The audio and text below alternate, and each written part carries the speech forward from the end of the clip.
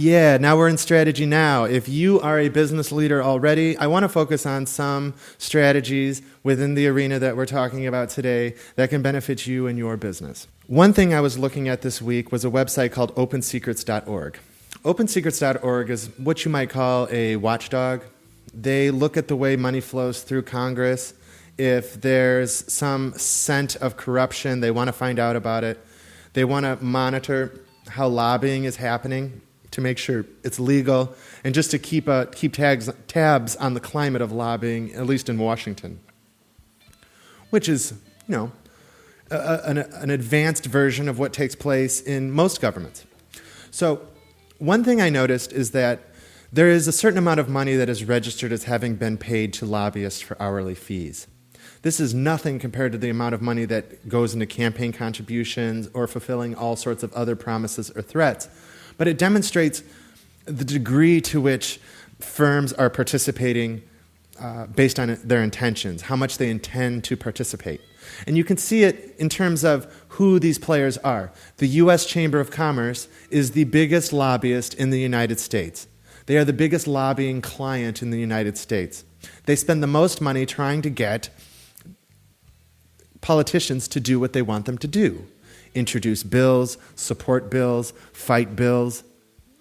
It really comes down to the laws that are going to happen. I suppose there's other ways in making introductions and pressuring officials from above to do something. Like, for instance, if you get a state senator to pressure a local city mayor, it has a lot of gravity and gets that mayor to do what you want instead of just being, for instance, a local lawyer in that city and trying to get the mayor of that city to do what you want. You approach somebody above them and rain the decision down upon them. U.S. Chamber of Commerce is going to represent businesses in general. The second player is the National Association of Realtors, who would, in some sense, be also represented by the U.S. Chamber of Commerce, but they are one industry, and so they spend $14 million, whereas U.S. Chamber of Commerce spends over 21. So it's about 2/3 of what the overall business industry spends on lobbying just for realtors, and that is because housing is the biggest section of any economy. You have millions of houses that are all valued at hundreds of thousands of dollars, and so it's a huge piece of the overall wealth that a country has. And they're interested in making sure the laws stay a certain way or change in a certain way. They're interested in how they are taxed. They're interested in if they're regulated to participate across state lines. They're interested in laws that prevent or allow lands to be seized and things of this nature. Beyond that, we have pharmaceuticals companies. We have Facebook is a big player. They put in about $5 million a year, which is about 25% of Chamber of Commerce.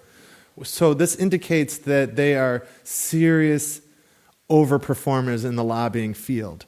I'm not saying how much money changes hands in terms of campaigns and things of that nature, but it's a lot in terms of fees.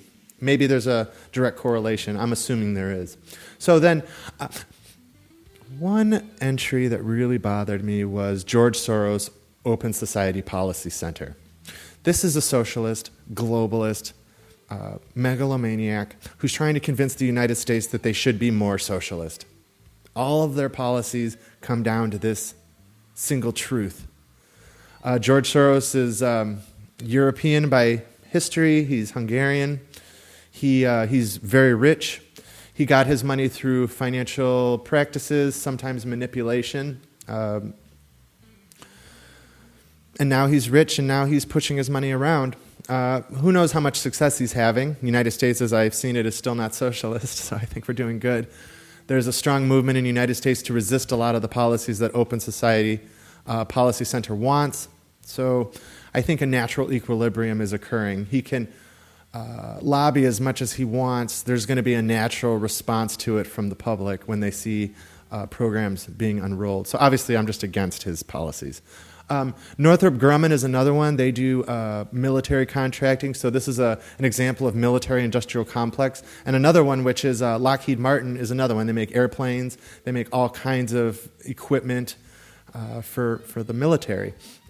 Business Roundtable, it's like another chamber of commerce. Amazon, they lobby almost as hard as Facebook. for obvious reasons. And then Comcast, they do cable, so they're a utility. And utilities are legal monopolies. And so the government always has a certain amount of incentive to put pressure on utilities. And so utilities, being companies also, the way that they exercise their ambition is mostly by trying to get the government to back off of regulation so that they can make more money, because their market acquisition is already fixed. It's already been accomplished. So the increased profitability that they're going to make is by politicians allowing them to do it.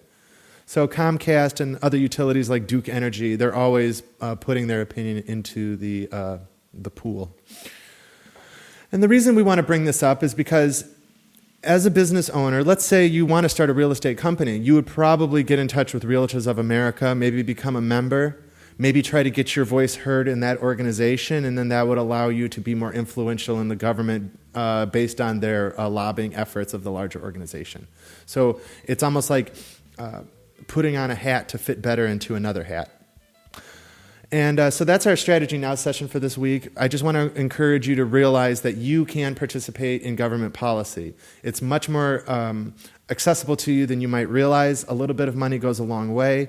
And these are people who are anxious to work with you if you have what they're looking for as well. So good luck.